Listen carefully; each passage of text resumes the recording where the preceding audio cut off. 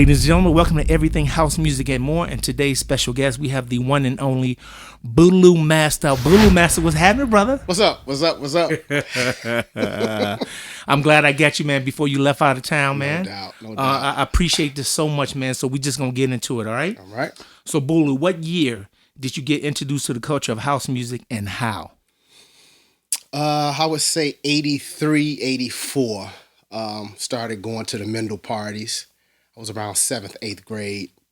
And my cousin Box and Right. G-Whip turned me on. DJ Box? Yeah, DJ Okay, Box okay. and G-Whip. They turned me on to these Mendel parties. Okay. And what high school did you go to? I went to Mendel my freshman year. Okay. And I couldn't handle all of the dudes. I wanted to be around some women, so I transferred over to Julian. I graduated Right. from Julian. Okay. Yeah. Okay. And so that was, you said, what year was that? 83, 84 is when I started, going to the parties. Okay. So how did you get introduced to DJing? Through them, through the same guys, DJ Box and my guy G-Whip, my Okay. cousin G-Whip. Okay. Broke some needles, old realistic mixer, trying to sneak in. I remember the two records that I started. And what was that? That was Dendada Ooh. and Kraftwerk's album with Home Computer. And Oh, wow. Yeah, Right. those were the true records I tried to blend Okay. in. Again, what year was this? 83, 84, 85. I would say 83, 84. Okay. Somewhere in So there. you would say you consider yourself the third generation of house music, right? So Ron and them would be the first Correct. generation. Ron, obviously. Frankie. So what would be the second generation? Second generation is like Farley, Steve. Okay, well, I was there with them, so if you put me in the third, I'm a bit older than the third generation. Who would be considered the third generation? Sundance, people like that. Got you. Okay, well, I would be more in the second. Then. Second generation. Yeah, Okay, we gonna go there then. Okay. Yeah. All right, cool. So, what was your first professional gig? Garage party in the hood in the hundreds. Okay. I made $50. Did like an 8-hour party for $50. Wow. It was fun to have my SLB 200s. The techniques. With the belts popping off. Right. But that was the beginning. $50. I was Wow. like, man, for about 8 hours There's playing. some people But getting that hey, right now, though. So I know, yeah, absolutely. We ain't gonna say nothing, but, blessings is really happening right now. So, Boolu, how did you get introduced to radio? Radio happened later on. That's why a lot of people thinking that I'm not from back in the day. Right. Radio happened in 99. And you was still spinning before then, because we got a flyer where you was battling DJs back in the day in the Absolutely. suburbs. That was Hula and you guys That's right, over that's at Pleasure Dome, Pleasure It's Complex. Pleasure Complex. Pleasure Complex. We Yes. had a DJ battle. Right. And I thought that we were coming in there to do, the fastest blends. Right. But it was all about crowd participation. Oh, yeah. And Lorenzo York, Right. he tore my ass apart because he played like 4 JBs. You remember the JBs was hot. Yes, sir. And I'm in there doing devotion and, I'm snapping like, okay, I didn't did like 20 songs. Right. Man, he played 4 records and murdered me. So that was, what was that, 88? Yeah. That was 88.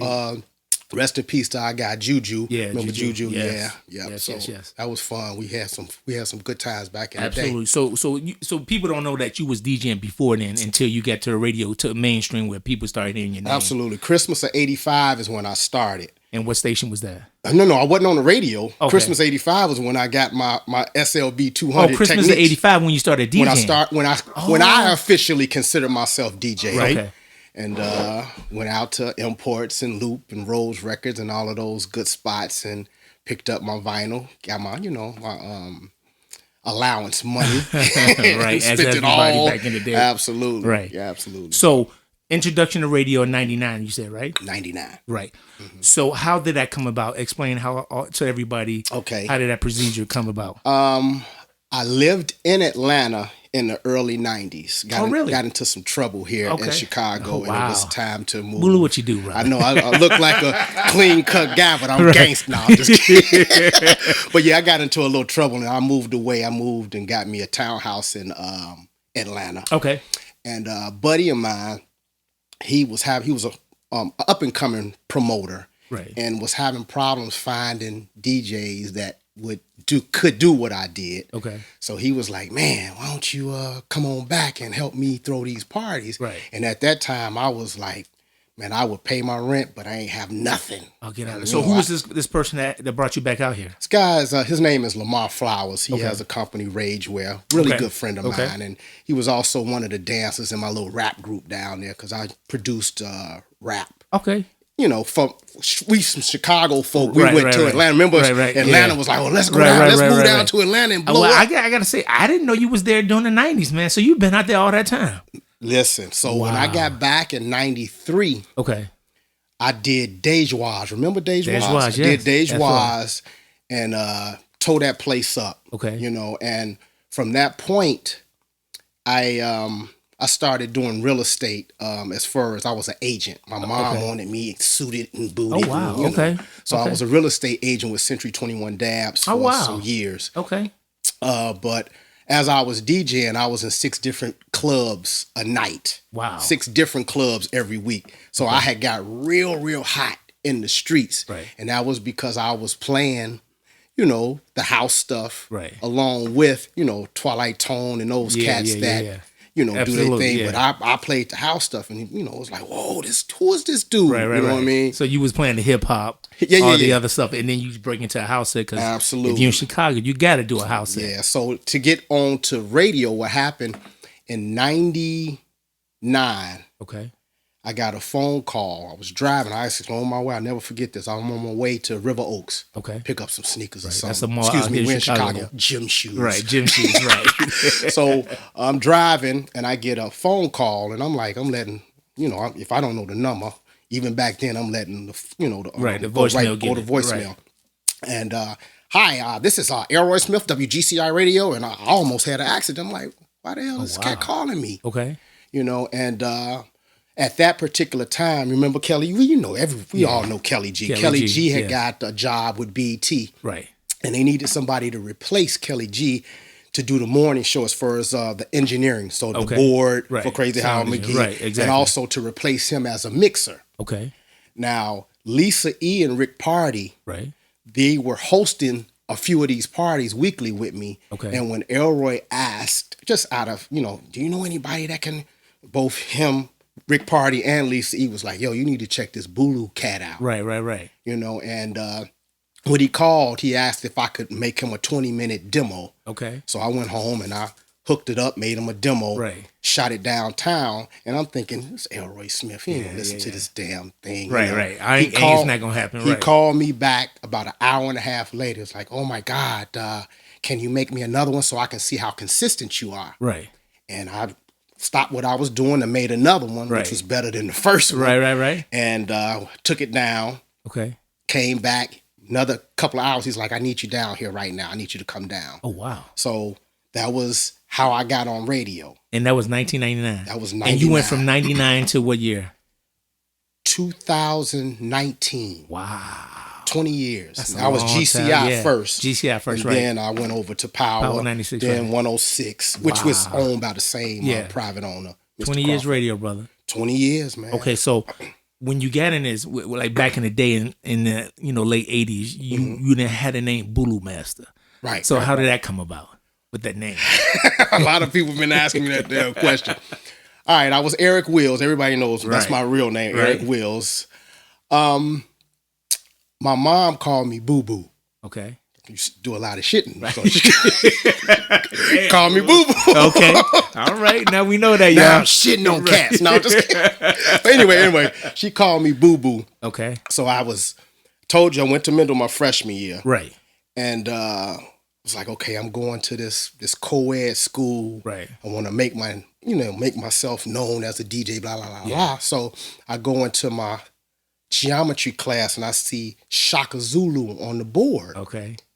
And I was like, boo, boo, boo, boo, Boolu. Right. I said, that is dope. So I told all of my teachers, I was like, when you do roll call, I'm Boolu. Everybody laughed. All my friends laughed. But I wouldn't answer to anything but Boolu. Later on, I had a really close friend, my girl Donica. Okay. Her brother, me and him was real tight. They went to Julian as well. And we used to drink and everything, 16, 17. We playing quarters and drinking. And he would always joke around and say, the Boolumaster. I was like, Oh. Boolumaster. So when Elroy heard that name, he was like, "Oh my God, I love it!" Right. And nobody knows how you look. And this was way before social media, right? So it was like exactly. I have nothing back then. Absolutely, absolutely. So that's how radio started. Wow. Yeah. So we're gonna stick to radio because I want you're mostly known for that, which we know is not true, but that is your profession, So I would say that's what I'm known for. So I'm not ashamed of it. Right. No, that's good. So how do you feel like you were able to break any new house music on radio? Honestly, I wasn't, especially at GCI. Right. Because what Elroy said was, listen, you could play anything you want. Right. But you can't break any new music. Wow. Really? I mean, come on now. I'll be messing with their pockets if I, you know what I mean? Right. No, I understand that. But that's crazy that someone in that position would say that, and knowing that this was like the house music capital, it's crazy because, like I said, we don't get that conversation with a lot of people to understand how did it go. Yeah. I had a conversation with, Mike Love, Steve Migley, Maestro, but people really don't know that. Yeah. You know what I'm saying? Yeah. So that's kind of interesting that happened. Couldn't break anything new. But I was on at 5 o'clock during traffic, so I really couldn't break. He didn't want I don't want to hear nothing new. No, I need recurrence is what they call. That's what they call it. But I have to give you credit, man, and your flowers because you did break. I wouldn't say, but you did play remixes. Absolutely, but that happened on Power, and I'll explain to you. Why that happened on Power and why I transitioned from GCI to Power 92. All right. So how do you feel like house music could do better supported by Chicago radio? How do you think it could have been better supported by Chicago radio? That's a tough question because you got to put yourself in the shoes of the bosses. They got people over them. They got bosses. Right. So did y'all ever have any meetings like, after the week, bi-weekly meetings or whatever, and just sit down and be like, people really interested in these house mixes and absolutely. This was happening in the club. Not official weekly mixes, but I mean meetings, but me and Jay Allen, who's the program director at Power. At Power and 106. Right. We were tighter because he DJ'd before. And he knew the game. Right. Elroy is more business. And he didn't have the time to sit down with you and hear anything. Right. He was doing too much bigger things than that. Absolutely. Right. So that is the reason I came in to turn my mixes in one day at GCI. Okay. And I noticed that Jay Allen's office was cleared out. He didn't share it. In radio, they don't share nothing with you. If you're going to get fired, you don't know. Fired. Right. You don't know. You come in when you day in, right. Absolutely. So I came in and I was like, dropped my mix off for 5 o'clock with Rick Party. Right. And I'm like, where's my man at? Right. And talked to one of my guys in the station. He was like, man, he gone. He's going to be the new program director at the new station. Right. And he took Ferris with him, DJ Ferris with him. Yeah.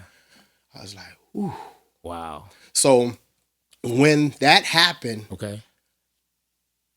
it was like hustle going on. Like, okay, Elroy was like, let me get a contract. Let me put Boolu under contract because it's the possibility that you might leave too. Oh, so I didn't know you had a contract. Our ratings at 5 o'clock, right? Number one. Yeah. I mean, it was crazy. It's GCI number one station. Yeah. Number one. So wow.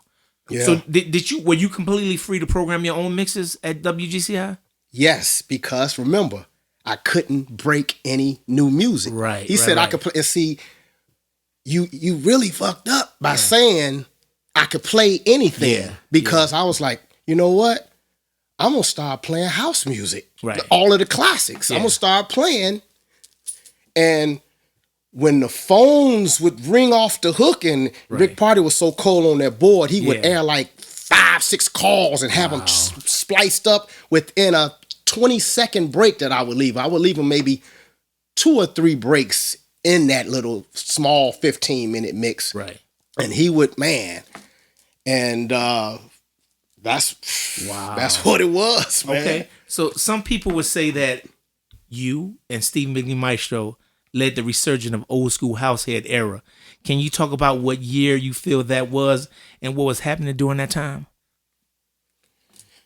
First of all, Steve is a beast. Yeah. I was always a fan when I wasn't even on the radio. Blends was right. just so incredible. pause right there for 1 second. So let's go back a little bit. Okay. What DJs were you interested in when you was coming up and listening to, pre-radio? Good question.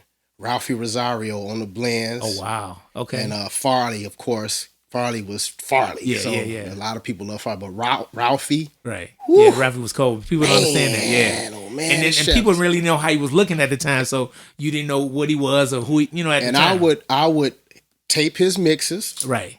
And I would go to Loop Records or Imports around the corner. Yeah. And I need these 2 records. Yeah. And I would go home and I would practice that blend from that. That's how I learned how to DJ. Okay. I learned by listening to Ralphie and Farley and them, finding those pieces of vinyl and going to the crib with the pictures, trying to keep that shit on beat. But yeah. Okay, so that's some knowledge right there. Yeah. So let's go back to, can you talk about what year do you feel like, what was happening during that time where the resurgence of house music was coming back, they say?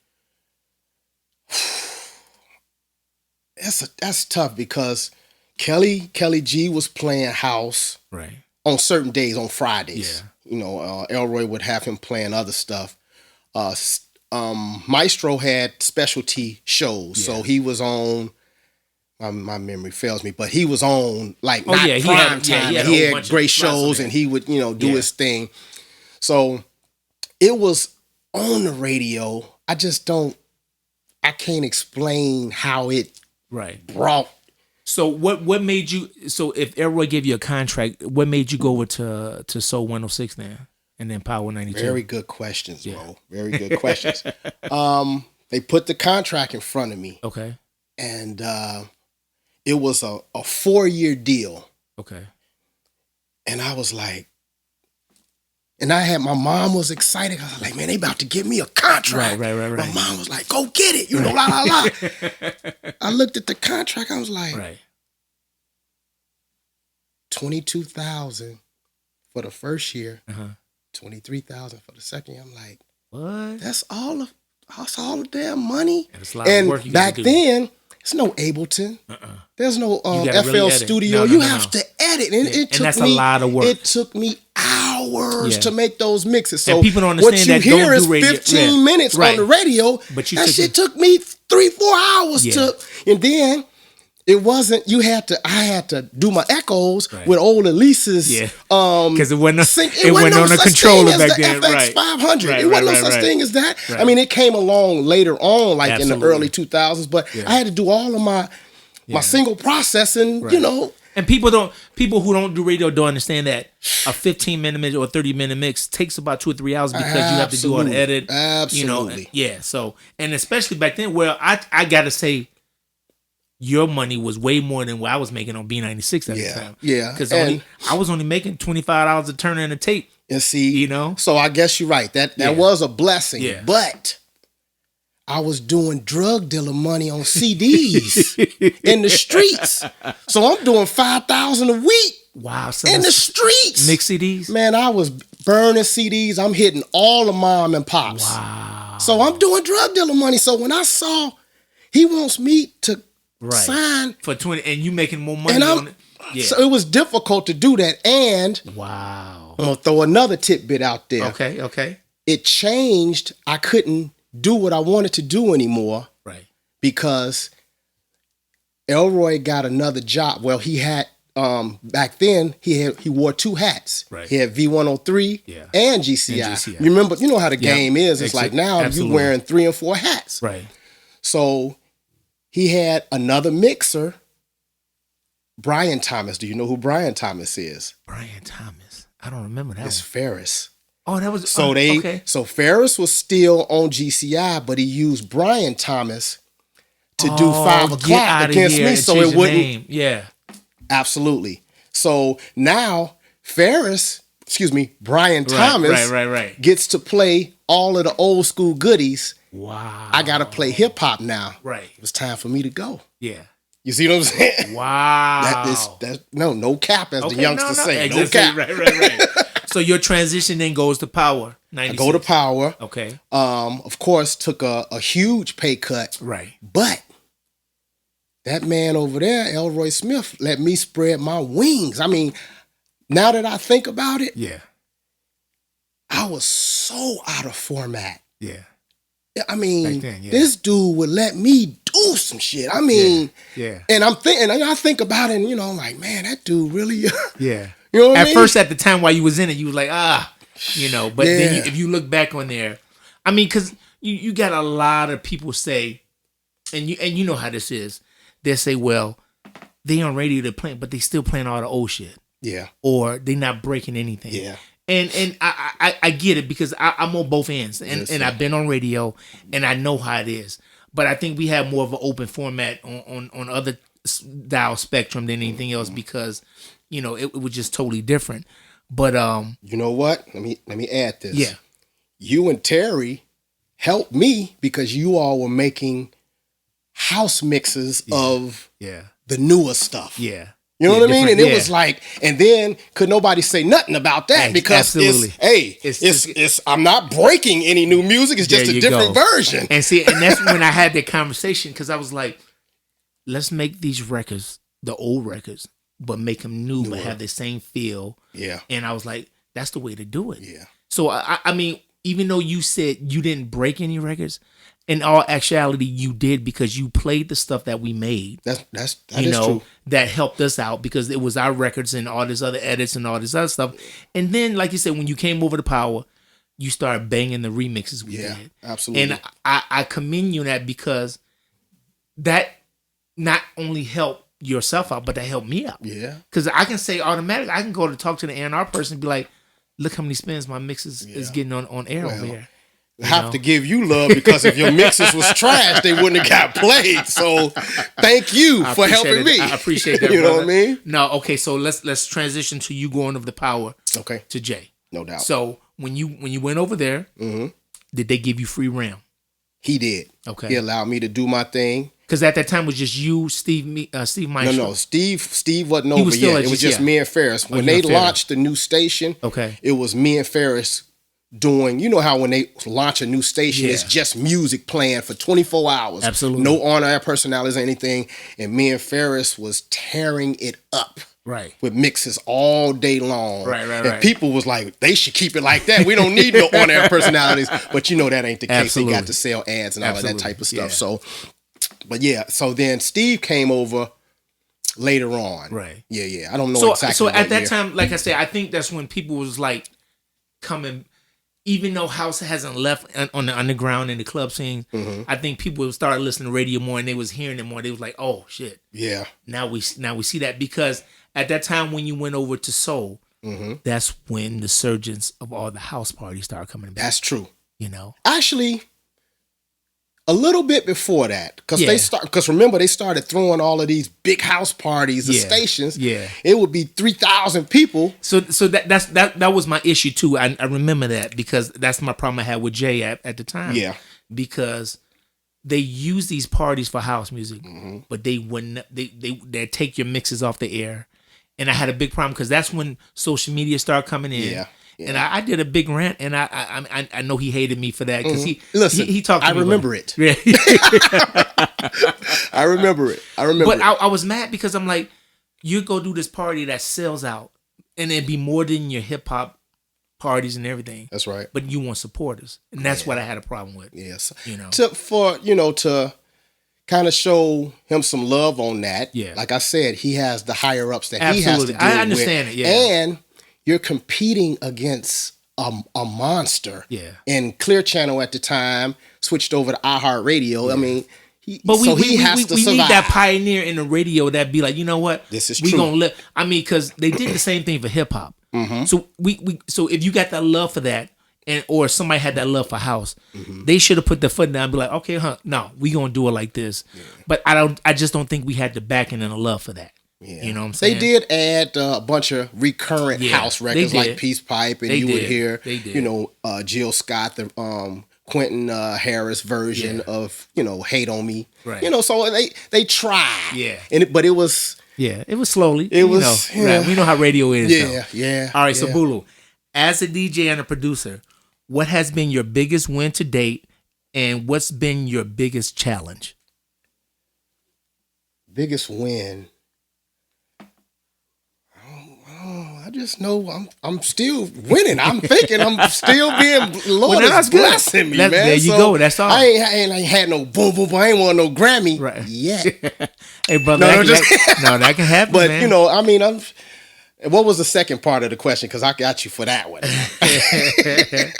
So it says, as a DJ and producer, what has been your biggest win? And you just said you win it all the time. But what has been your biggest challenge? The biggest challenge is, and I put myself in this, radio put me in. Remember Shawshank Redemption when dude said I'm institutionalized? I was institutionalized. I don't know what to do on the outside. Right. Radio kind of fucked me up. Okay. So it's a gift and a curse. Right. So if I go out and try to play an underground set, I'm already being looked at. They'll look at the fly. Boo, I don't want to hear him play. Right, because they think you're going to go because they think I'm going to play. Right, you know, so that's my biggest challenge. Yeah. And, you know. But I mean, you can say it is a gift and a curse. It's a gift and a curse. But I must say this. Everywhere you go, everywhere you put your name on, any party you go to, it's banging. You know, I appreciate that. And I say that because you know what to do, Booloo. You know what the crowd. I'm gonna play. I'm gonna play what the majority wants to hear. Right. Of course, I'm gonna have the super duper underground deep people looking at me crazy. Yeah. But you can't please everybody. You can't. You can't. As much as I try, and I'll try to throw in this. You can't. I mean, I can say that you really the people's choice because, you know, when they want that other type of crowd, man, they know just put Booloo on there. Yeah. You know. So this has me go to this question. Okay. Why haven't you ever DJ for the Chosen Few picnic? Whoa. Well, honest to God truth. Yeah. The Chosen Few picnic is the 4th of July weekend. Okay. Every year. And it's been that way for forever. Yeah. That's my birthday weekend. Okay. That weekend is my second biggest payday. Ah, okay. With New Year's Eve being number one. Right. So Wayne Williams and Reginald Corners, Terry, all of those guys have reached out yearly. Oh, okay. So it's no beef, no hate, nothing. Those guys have reached out. Right. But it's hard to turn down a couple of racks. I get you. And one thing they always say, we want you to play, but they ain't never said no money. Right. And I understand they have a budget. They're going to bring in the big wigs from New York. No, it's nothing. It's no beef. That's your birthday weekend. It's just my birthday weekend, and it's a huge payday for me. And that's why I haven't played Chosen Few. Okay. Yeah. So how do you think the current culture of MIDI DJs on a night of playing short sets helps or hurt the culture? I hate it. Yeah. I hate it. That's how come, like this past weekend, MLK weekend, it was a bunch of DJs on the ticket. Right. Yep. But it was a huge event. Yeah. All of these other parties that's on a smaller scale. Right. If you got more than 3 DJs. Yeah. How can you play a set for 30 minutes? Yeah. Come on. Yeah. And that was my next question. If you had to choose, would you rather a residency plan for a smaller crowd of Elroy house heads all night, or the shorter sets at larger parties? Damn, that's a tough question. The larger sets is obviously going to pay me more. Right. You know, man, I'm about money, bro. Okay. A lot of people, I love to spend, and I'll do it for $10. I'll do it for $50. I like money, bro. I got a wife and kids, Absolutely. man. You know what I mean? Absolutely. So, but I do want to play 5-hour sets. Okay. Underground. I do want to do. I still have a passion to do that. Right. But I can't do it on a normal basis because it'll tear my brand up. Yeah. You know what I mean? And then you have promoters like, promoters. So if like, somebody came like, okay, Booloo, we're going to do an underground night with Booloo all night long, you will be willing to do that? Well, Reginald Corners and already reached out to me. Oh, really? That. Yeah. So that's about to happen. Oh, nice. But I don't know if it's going to come under. You took my shit, man. I was going to do that. That's about to happen. So that's nice. The whole thing is, is like, how do we promote it? Because we have to share with the people. You're not going to hear Brighter Days or Percolator tonight or me, playing the commercial stuff. And I don't think that would hurt your brand. I think that people would come. No, it won't. Yeah. I'm saying if I consistently do it, absolutely, it would be like, okay, I can get Booloo for $100. Yeah. Don't try it. I'm serious, because a lot of promoters will be like, man, Booloo don't fuck with me. It's nothing personal. Right. You're used to hiring DJs that will do it for $100, and these other DJs, I'm not dissing anybody for making, but they making $80,000, $90,000, $100,000 a year at their 9-to-5 job. Right. I do this full time. Yeah. You see what I'm saying? Right. So I don't have a $80,000, $90,000, $200,000 job. So they gotta respect that. No, absolutely. So I get that. That's it for me. Yeah. No, that's good. That's good to know. So you coming up, where do you think the term house music came from? Of your perspective. And my perspective, and see that I don't know, but I'm gonna go with when Frankie when Frankie was like, that music that you play at the warehouse. I'm gonna go with that, because I truly don't know, because man, actually let me throw this in. Okay. At Mendel, one party, the flyer cats was out there passing out flyers. Yeah. And I see a flyer and I was like, Frankie Knuckles? Who the hell is Frankie Knuckles? Right. Guy G-Whip says, come with me next week. We gonna turn you on to Frankie Knuckles. Right. And that was my first whiff of hearing Frankie Knuckles. Oh, wow. And that was like, okay, this is what I want to do. Okay. This is really, I mean, I had my turntables at Christmas of 85, but it was like, I want to be a DJ. Okay. So now, Booloo, give me your top 5 Chicago house records. Chicago house. You know what? No, it ain't got to be Chicago house. Just give me your top 5 house records that automatically Booloo gonna play. My version of Mike Dunn's Freaky Motherfucker. Okay. The one with "Is it all over my?" I hear other cats playing it in the crowd be saying, "Is it?" So my version of Mike Dunn's joint. Okay. Was it Trumpeter? Yeah, Trumpeter. Right. Okay. That is the best mastered record on the planet. Okay. That shit hits so hard. Right. Move Your Body. Okay. Move Your Body is straight classic. McLean, right? Yeah. Okay. Dennis Farr's record, Hey Hey. Okay. Yeah. And Paul Johnson remade Jack My Body, Nick Nonstop. Oh yeah. And that version, it sounds exactly like when Nick Nonstop made it on the 4-track or however they made it. It sounds exactly like it. Right. And so those are, I would say, my 5 go-to joints. Okay. All right. Yeah. So Booloo, give me what's your end game in this, Berla?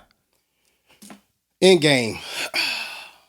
Trying to build a team right now as far as mixers, producers. Okay. And I want to start producing. Right. Heavy. You've been doing something. I'm doing the edits and stuff, but I want to get in the game like you and Terry and Mike, them, as far as bringing in musicians, bass players and keys and that type of thing. And I want to win a Grammy, man. Straight up. Hey brother, you put that out there in the world. Absolutely. Put it into the ether, board, baby. Put it in your vision board. Yeah. And you just got to work at it. No doubt. Okay. So Chicago's known for its myths and beef. Mm-hmm. What Chicago-based house beef or myth do you want to squash or correct, past or present? House beef. Myth. Yeah, with Boolumaster, yeah. Or you have none? Well, I don't have any, but it's just one thing I have to mention. Okay. This is a hating ass town, man. Yeah. Oh my God, I know DJs all across the country. Yeah. And I'm in Atlanta, and I go to New Orleans and LA. Yeah. These other DJs don't shit on other DJs like they do here. Wow. I mean, it's bad. Yeah. And so I don't have any beef or no myth. I don't know, Yeah. I just know the hating on other DJs. This shit is ridiculous, man. Oh, yeah. Come on, man. That's the Chicago. Get your money, man. Yeah. Go spend some records. Yeah. If you don't like what I'm doing, okay. Right. You know, but that's they good. do. Right. They do. They right. do. Well, good. That Zelle came through. Right. I'm straight. There you go, brother. That's all that matters. Oh, it wasn't Zelle back in the day, was it? No, it wasn't. Hey, brother, but I just want to thank you for doing this, Booloo. I appreciate you, man. I love you for doing this, man. I love you. Man, and is there anything you want to tell everybody before we leave this, man? Oh, but make sure you subscribe, hit the button, and click the notification button right here on Everything House Music and More. And Booloo, you want to get everybody your information so they know how to book you, how to see you, what's going on. Boolumaster.com. BOOLUMASTER.com. Yes, sir. They be tearing my name apart. It's BOOLU, not BOOLOO. Right. BULU. It's very easy. BOOLU Master. Boolumaster.com and on all socials at that same name. Yes, sir. And once again, brother, I thank you for what you've done for me, man, by playing all my remixes on air. No doubt. I really appreciate it. I love you, brother. No doubt. And until next time, brother, peace out. Bam. See y'all.